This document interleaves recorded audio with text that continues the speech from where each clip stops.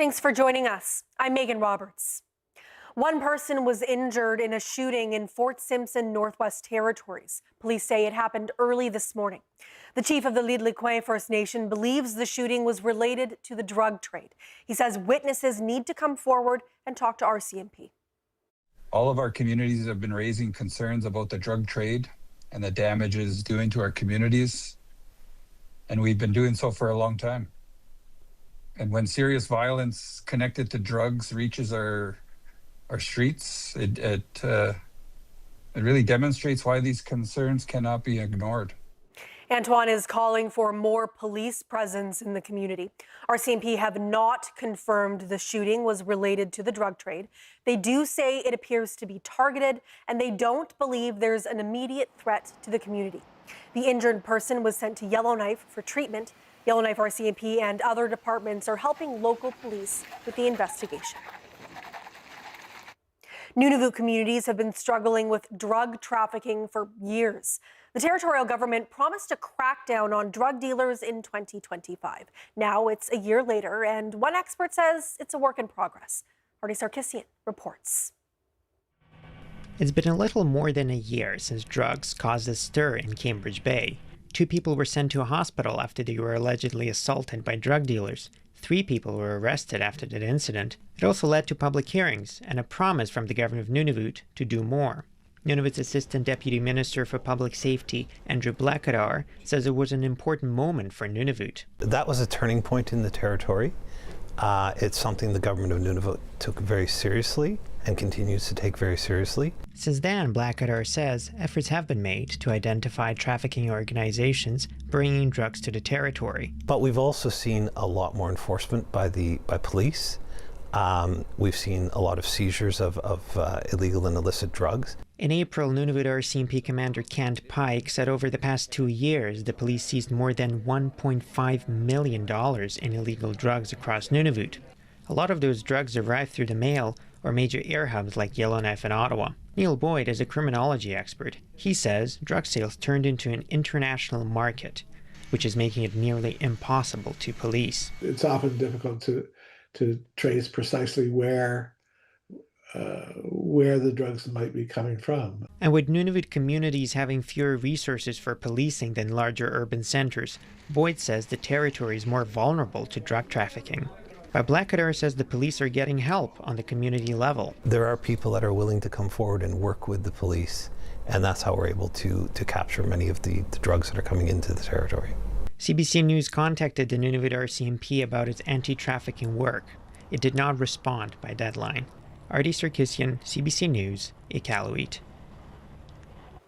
RCMP have recovered the body of the boy that drowned in Clyde River, Nunavut last week. Clyde River's mayor says the boy's body was found on the other side of the bay from where he first fell into the water. The mayor says on Thursday, search and rescue called off the search, but RCMP continued looking. He says the body was recovered around 5 p.m. on Thursday. When you're traveling by boat and you go towards the other side of the bay, that area is where the boy was found. It's deep there, even though it's close to the shore.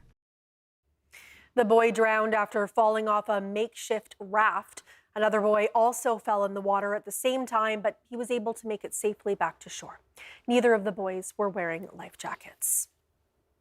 A fire has damaged construction material meant for a new public housing project in Nauyat, Nunavut. Material near the hamlet's waterfront caught on fire on Wednesday night. Nauyat's senior administrative officer says the fire department put out the flames the same day. The material was intended for 8 new public housing units. Those were originally set to be completed by June of 2027. The Nunavut Housing Corporation says it's still determining the value of the damage and how it'll affect the construction timeline.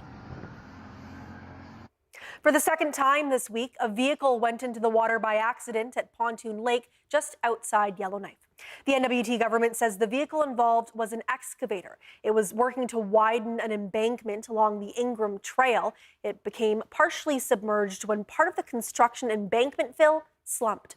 The territory's spill response webpage says it happened over the noon hour and some 450 liters of fuel was spilled. The website says the involved parties were construction companies. There were no injuries. A similar accident happened in the same area on August 11th. The Yukon is in the midst of an electricity rate increase. The hike is taking place over 3 years, and in response, a nonprofit organization is encouraging Yukoners to take energy production into their own hands. Katrin Pilkington explains. The Yukon Conservation Society is now encouraging civil disobedience in the name of renewable energy. The organization recently posted this message to social media, suggesting Yukoners use plug-in solar panels. The technology is not certified for use in Canada, and the Yukon government tells us this would be illegal. But for Sebastian Jones, that's the point. If enough people start doing this, then the powers that be, the Yukon government and Yukon Energy, are just going to have to sit up and take notice, and are going to have to actually drag themselves into the 21st century and accommodate multiple distributed sources of energy on the Yukon grid. And as people get more and more scared to open their bills every month, Jones believes producing energy at home could help them reclaim a sense of agency. He also believes the technology could be especially useful outside Whitehorse. I live in West Dawson, which is an off-grid community. Everybody here uses photovoltaics for electricity. We are able to speak right now because the sun is shining on my solar panels and my batteries are charged up. Plug-in panels, also called balcony solar, offer a cheaper, renter-friendly alternative to professionally installed rooftop systems, which can cost tens of thousands of dollars. The technology has taken off in Germany following a guerrilla solar movement. That's when hundreds of thousands of people did what the Yukon Conservation Society is suggesting, illegally installed and plugged in their own panels. That eventually pushed the German government to change its policies. The technology has some concern about electrical safety and the stability of the grid, but proponents say the risks can be managed. They include the Calgary Climate Hub, an organization behind a national push for plug-in solar to be legalized. It created this graphic charting the plug-in solar movement across the globe. Advocates in Canada are hoping to see this momentum travel further north. So what we're hoping is that legislators make things affordable for renters, apartment dwellers, condo owners, so that they too can participate in the electrification of North America. This is their opportunity to save money in a safe way and also be a part of the energy transition. But for now, the Yukon government is advising the public not to use uncertified electrical equipment at home. Katrin Pilkington, CBC News, Whitehorse. In the Northwest Territories, Betchacon is set to receive money from the federal government to upgrade and replace part of its underground water and sewage lines. The community has been struggling with freezing pipes in the winter, which block running water from a number of homes. The community government has not yet shared exactly how much money it's getting. It says that's because the contribution agreement with the government still has to be signed. Regardless, the community has been waiting on this funding for years, and it's expected to make a big difference. Oh, tremendous significance, because we've been having a lot of water issues this past year.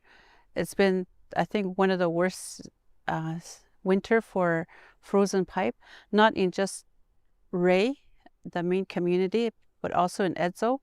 And yeah, so it really is going to really help a lot. The community government expects construction to start next summer. It could take up to 2 years. 4 NWT MLAs are in Taiwan after being invited by the Taiwanese government. They'll spend 6 days discussing things like economic development, trade and tourism promotion, Indigenous relations, and critical minerals. Yellowknife North MLA Shauna Morgan was invited but declined. She says the trip isn't relevant to her work and she felt unprepared to navigate the geopolitical tension with China. But one expert says the trip won't create any lasting rift between the two countries. We have the right to have relationships with Taiwan as we wish. And I think that it behooves us to continue to do what we can to increase our own strategic autonomy in regards to these great powers. So it's definitely in the best interest of Canada. MLAs say the NWT's Integrity Commissioner has been involved in discussions. The cost of the trip is covered by the Taiwanese government. WestJet has agreed to pay a multi-million-dollar settlement to some of its flight attendants. It's part of a sexual harassment class action. As Nisha Patel explains, it stems from a complaint made more than a decade ago. WestJet has settled a lawsuit launched by more than 3,400 of its female employees. It began more than 10 years ago when flight attendant Mandalena Lewis alleged she had been sexually assaulted by a WestJet pilot while on a layover to Hawaii. This has been like hell for me. Obviously, it's been a nightmare. More flight attendants came forward, and the case became a class action, alleging WestJet failed to maintain a safe workplace free from harassment. WestJet really made it difficult for us in this last decade. It's really a matter of fighting Goliath and getting, slivers of justice. Now, both sides say a judge has approved the settlement, which states WestJet will pay $4.5 million. Lewis and her lawyers say after legal fees and other costs, each claimant will receive an estimated $470. I'm glad this is over. I'm glad we set a legal precedent. I'm not glad with the number. I don't think it's enough. In a statement, WestJet said it is pleased to have reached a mutually agreed upon settlement and that it is committed to strengthening our operations and training. According to the settlement, the airline will hire a third party to assess the prevalence of harassment in the workplace, and WestJet does not admit to any liability or wrongdoing. There's no structural change required, right? WestJet's not required to implement any training. I think not surprising, but also disappointing. Lewis no longer works at WestJet, but she warns harassment of female flight attendants is deep-rooted across the entire industry. There's an issue of fear speaking about this openly. I took it on because I knew what a huge problem it was. I did it for myself and I did it for other flight attendants. While this case is closed, it's a fight that may not be over. Nisha Patel, CBC News, Toronto.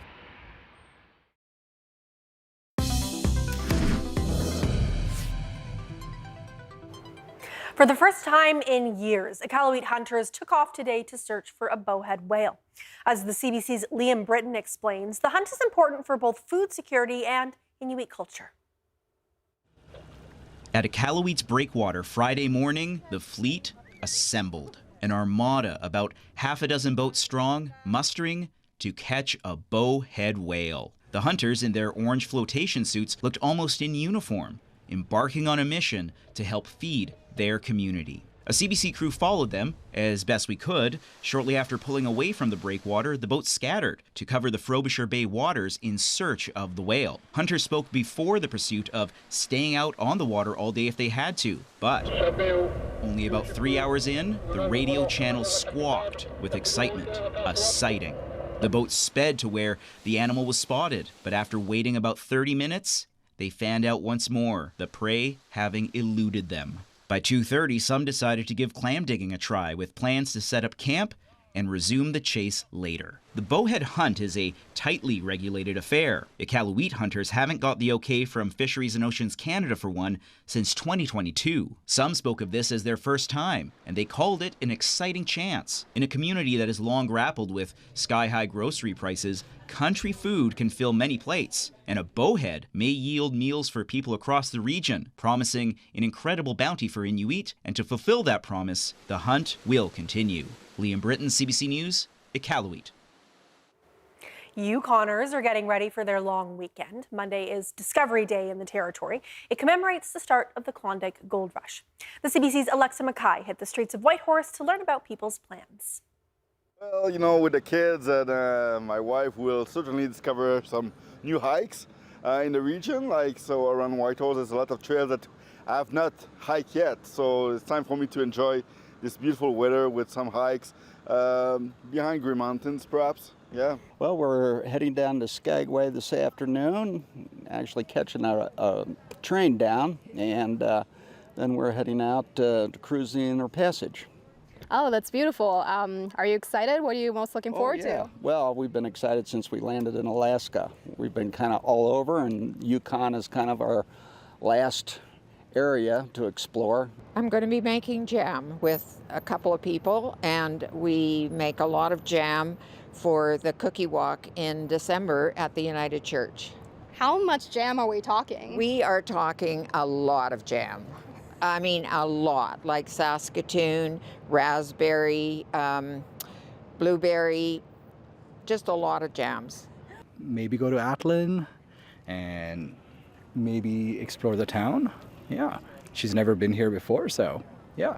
Where's your friend visiting from? Netherlands. Very cool, very cool. What are you most looking forward to? She's never seen the mountains before, or she's never paddled on a river, so I'm pretty excited to show her that experience for the first time. Yeah. It's good to know the history of the territory for sure, but my minds go to the idea that we need also to know how to use that history to do better today, and how to learn from the past. And I think I will certainly open some history books that I have at home. Most Yukon businesses will be closed on Monday for Discovery Day, though a number of festivities will be taking place in Dawson City all weekend long.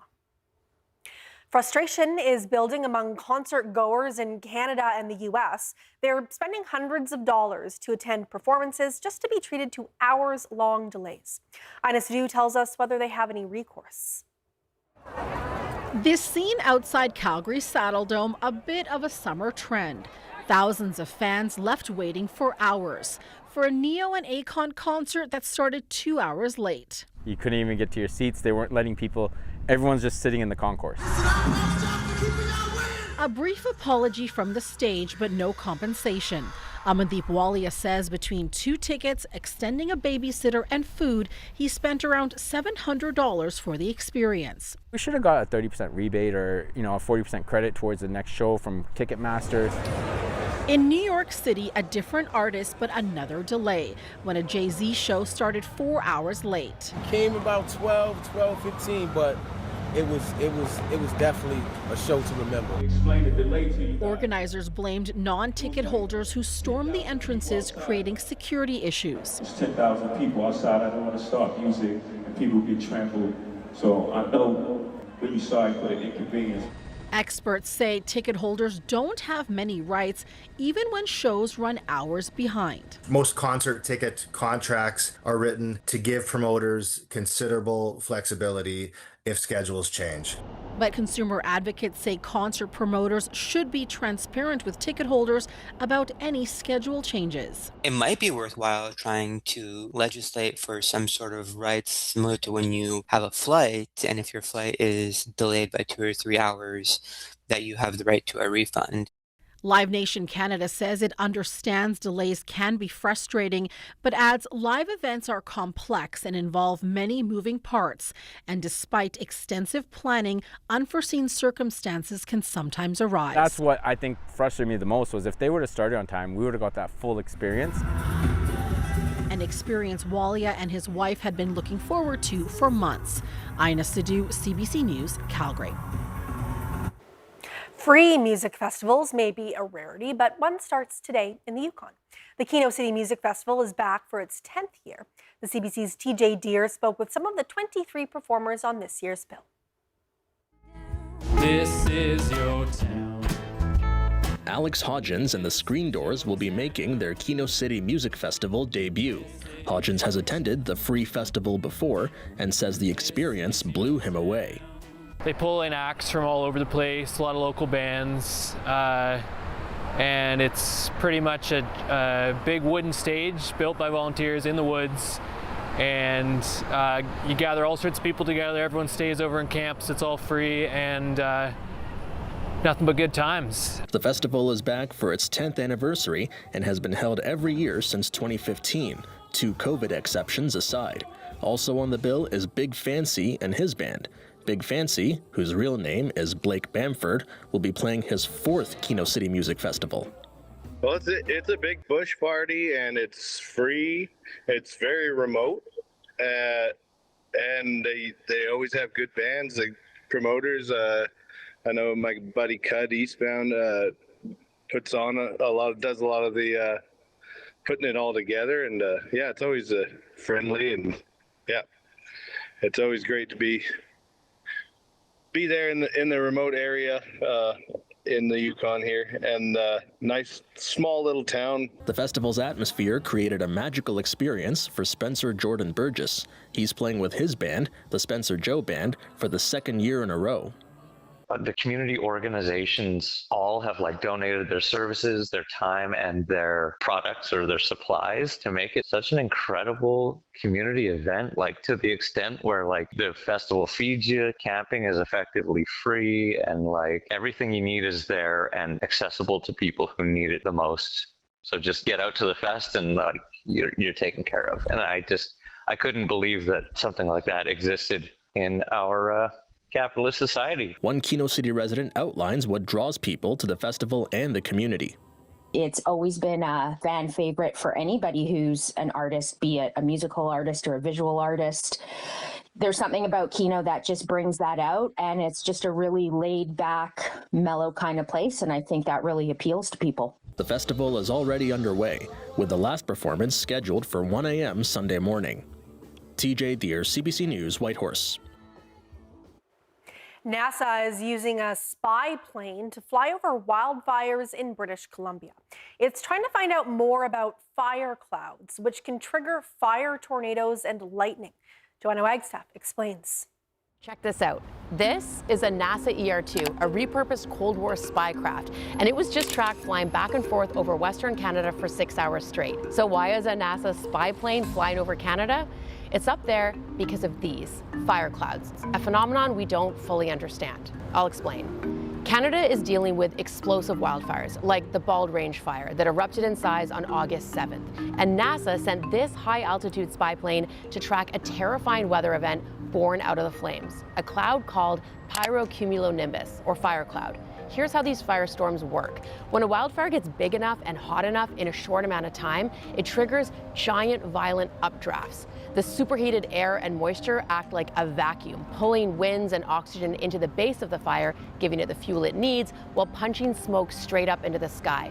This creates a literal thunderstorm, one that generates its own downbursts, erratic lightning strikes, and even fire tornadoes. It was officially added to the International Cloud Atlas in 2017 as cumulonimbus flammagenitus, and scientists have been trying to understand them ever since. Data from the World Climate Research Program shows that these storms act like chimneys. For a long time, scientists thought only big volcanic eruptions or nuclear blasts could force particles into the stratosphere. Now we know these intense pyrocumes can shoot plumes of black carbon and aerosols up to 16 kilometers into the lower stratosphere, where they stay trapped. And climate change is making these fire cloud producing mega fires occur more often, and the most often in Canada, according to the latest research. And that's exactly why NASA is flying a spy plane directly over the smoke at 60,000 feet.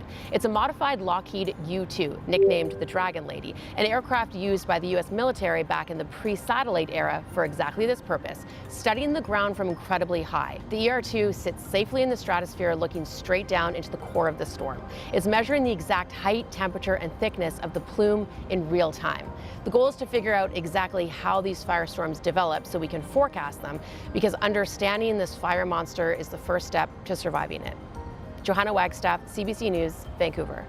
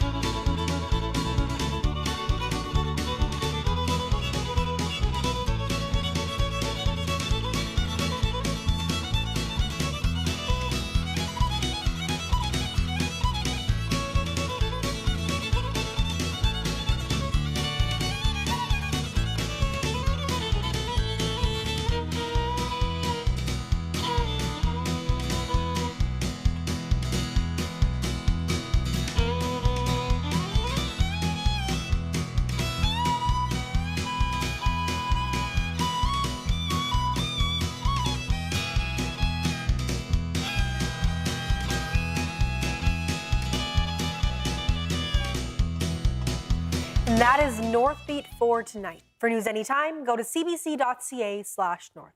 Thank you for watching. We leave you tonight with video of the east arm of Great Slave Lake in the NWT. I'm Megan Roberts. Have a great weekend.